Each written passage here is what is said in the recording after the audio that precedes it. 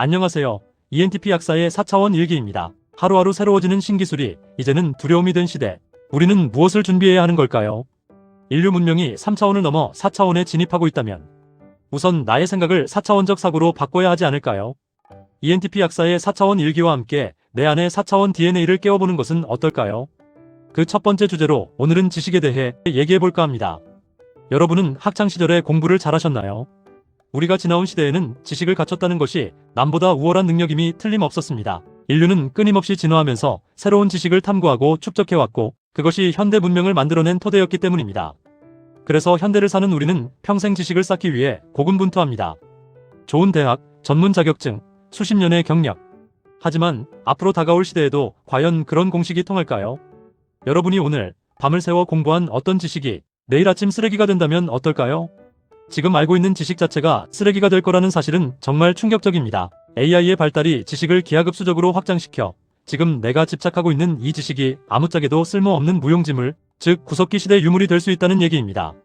마치 구석기 시대 사람들의 돌도끼 만드는 법이 지금 아무 소용이 없는 지식인 것처럼 말입니다. 구석기까지 가지 않아도 최근의 사례들도 이미 많습니다. 열심히 공부한 외국어는 자동 번역기가 대신해주고 중고등학교 시절 열심히 외웠던 역사적 사실들은 이제는 AI에게 질문만 하면 바로 확인할 수 있습니다. 자동차가 기계에서 굴러다니는 컴퓨터로 변하면서 자동차 수리 기술도 미래에는 더 이상 필요할지 의심스럽습니다. 믿고 싶지 않다고요.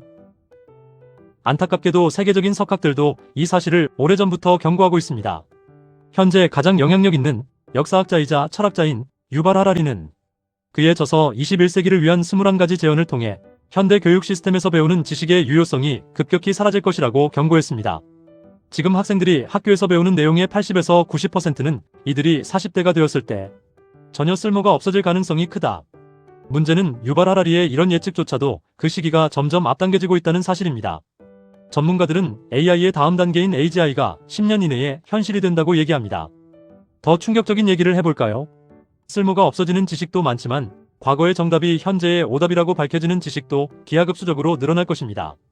이 부분에서 많은 분들은 이해를 잘 하지 못하시더라고요. 과학적인 사실의 정답이 달라진다. 생각해 보신 적 있으신지요? 아마도 지금 우리가 알고 있는 과학은 영원불변의 진리라고 생각해온 분들이 많은 것 같습니다. 개인적으로 많은 사람들과 이 부분에 대한 얘기를 나눠보면 일반인들은 이런 것을 생각조차 해본 적이 없었습니다. 다시 말해 지금 시대 각 분야의 전문가들이 얘기를 의심 없이 맹신한다는 사실입니다. 물론 그런 전문가들이 거짓을 얘기한다는 뜻은 절대로 아닙니다. 그러나 그런 전문가들이 기준점으로 삼고 있는 검증된 과학의 매뉴얼 자체가 변경될 수 있다는 말씀을 드리는 겁니다.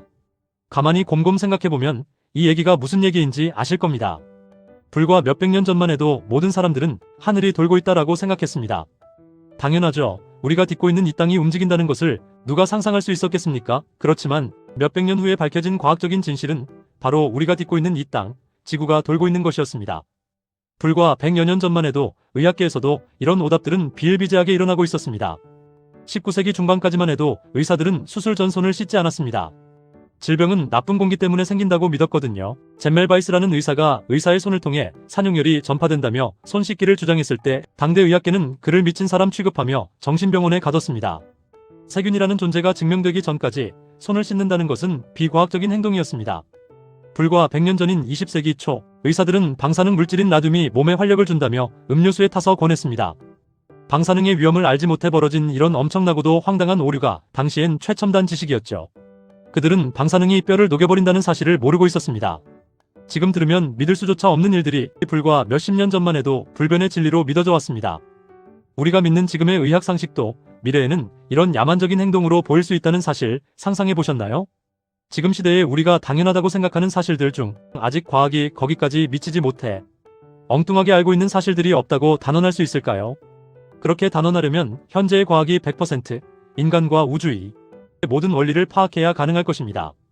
그러나 안타깝게도 인간은 아직도 인간이 어디에서 와서 어디로 가는 존재인지에 대해서 아무것도 알지 못하고 우주의 끝이 어디인지도 모르며 우주가 어떤 원리로 움직이고 있는지 하다못해 인간이 겪고 있는 무수히 많은 병조차도 왜 일어나는지 완벽히 알지 못합니다. 우리가 믿고 있는 과학적인 진실은 지금까지의 과학으로 증명한 진실을 얘기하는 것이지 절대 진리라고는 얘기할 수가 없습니다.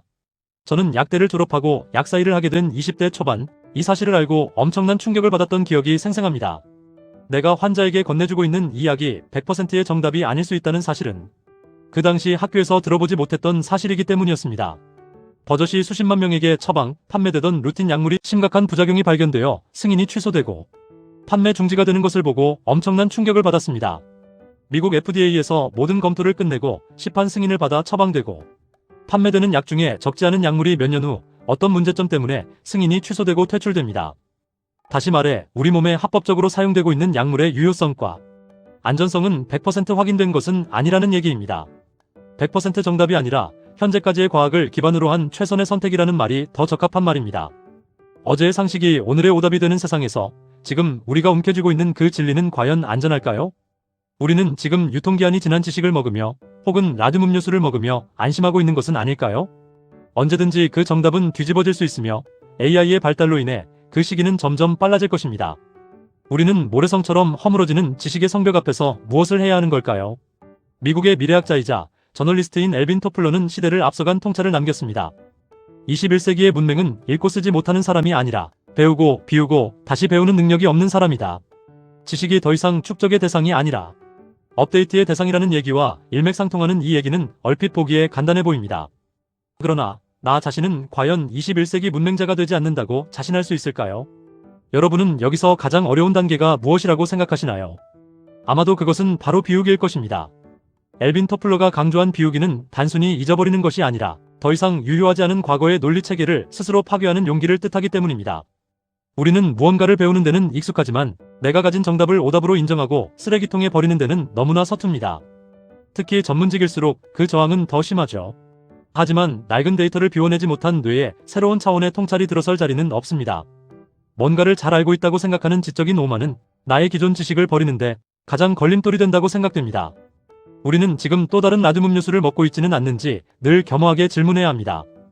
여러분은 지금 낡은 데이터를 쓰레기통에 버릴 준비가 되어 있나요? 어렵다고요. 수학에서 덧셈만 알던 아이에게 곱셈은 마법처럼 보입니다. 하지만 곱셈을 받아들이는 순간 세상의 계산 방식은 완전히 달라지죠. 제가 앞으로 이 채널에서 나누고 싶은 이야기는 단순히 지식을 더하는 것이 아닙니다. 여러분의 뇌를 가로막고 있는 그 견고한 경계를 허물고 흔들어 깨우는 일입니다. 누군가는 미친 소리라고 할지 모릅니다. 하지만 AI가 인간의 지능을 넘어서는 이 시대에 기존의 낡은 세계관에 머무는 것이야말로 가장 무모한 도박입니다. 오늘의 얘기가 당신의 4차원적 사고를 깨우는데 도움이 되었나요? 다음 편에는 더 재미있는 이야기로 돌아오겠습니다. 감사합니다.